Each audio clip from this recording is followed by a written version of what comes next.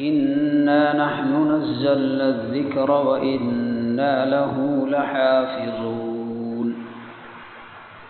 ہم نے خود اتاری ہے یہ نصیحت اور ہم خود اس کے نگہبان ہیں۔ محترم دوستو، اللہ تعالیٰ نے قرآن کریم کو اتنا عظیم کتاب بنایا کہ آج تک دنیا حیران ہے، اور قرآن ہی وہ کتاب ہے جو آج تک چیلنج کر رہا ہے کہ قرآن میں کبھی بھی کوئی بھی رد و بدل نہیں کر سکتا۔ اس کی وجہ کیا ہے کہ اللہ تبارک و تعالیٰ نے خود اس کی حفاظت کی ذمہ داری لے لی، اور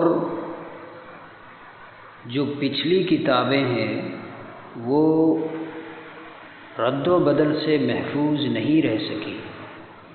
اس کی وجہ یہی ہے کہ قرآن عظیم نے جہاں تورات و انجیل کا ذکر کیا، اس میں تو فرمایا بِمَا اسْتُحْفِظُوا مِن کتاب اللہ، یعنی یہود و نصارہ کو کتاب اللہ تورات و انجیل کی حفاظت کی ذمہ داری انہی کو سونپ دی گئی۔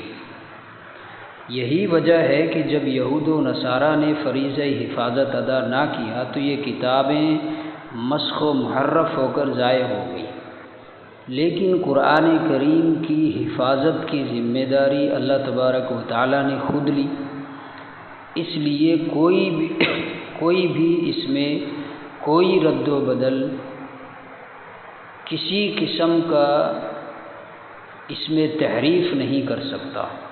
اور قرآن کریم ہمارے نبی آخر الزماں حضرت محمد رسول اللہ صلی اللہ علیہ وسلم کا زندہ معجزہ ہے، اور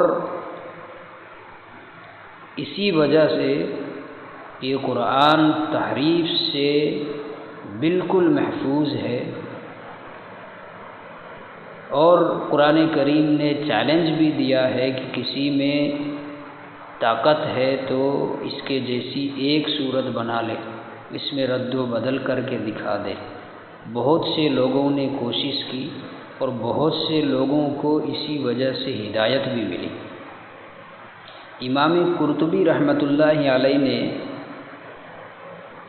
سند متصل کے ساتھ ایک واقعہ امیر المؤمنین مامون کے دربار کا نقل کیا ہے کہ مامون کی عادت تھی کہ کبھی کبھی اس کے دربار میں علمی مسائل پر بحث و مباحثے اور مذاکرے ہوا کرتے تھے، جس میں ہر اہل علم کو آنے کی اجازت تھی۔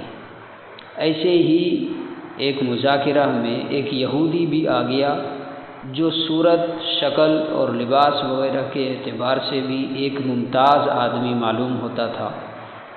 پھر گفتگو کی تو وہ بھی فصیح و بلیغ اور عاقلانہ گفتگو تھی۔ جب مجلس ختم ہو گئی تو مامون نے اس کو بلا کر پوچھا کہ تم اسرائیلی ہو؟ اس نے اقرار کیا۔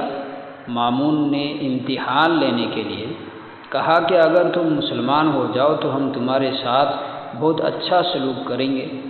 اس نے جواب دیا کہ میں تو اپنے اور اپنے آباء و اجداد کے دین کو نہیں چھوڑتا۔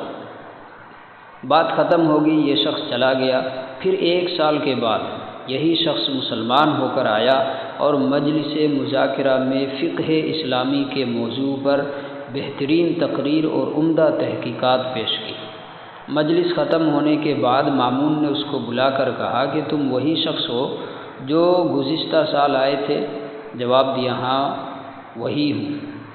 مامون نے پوچھا کہ اس وقت تو تم نے اسلام قبول کرنے سے انکار کر دیا تھا، پھر اب مسلمان ہونے کا سبب کیا ہوا؟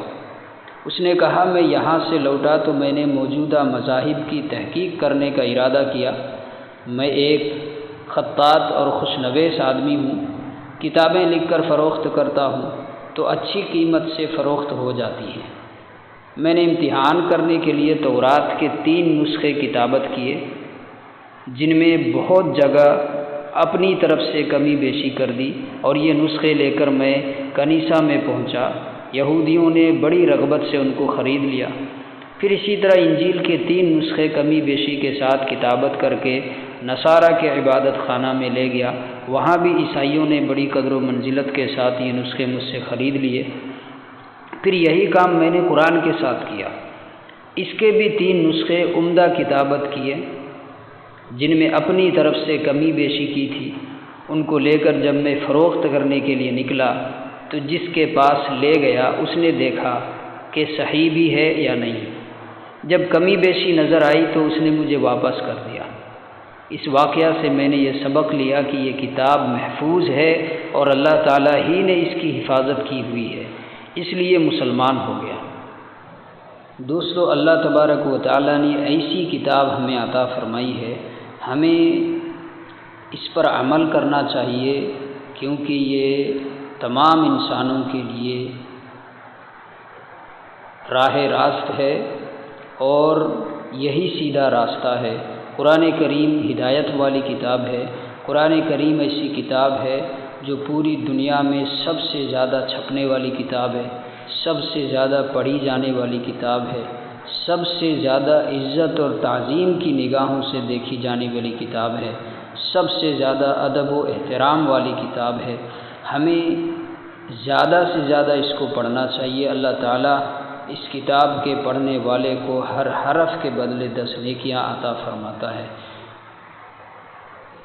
اللہ تعالیٰ ہمیں قرآن پڑھنے کی، قرآن کو سمجھنے کی اور قرآن پر عمل کرنے کی توفیق عطا فرمائے۔ السلام علیکم ورحمۃ اللہ وبرکاتہ۔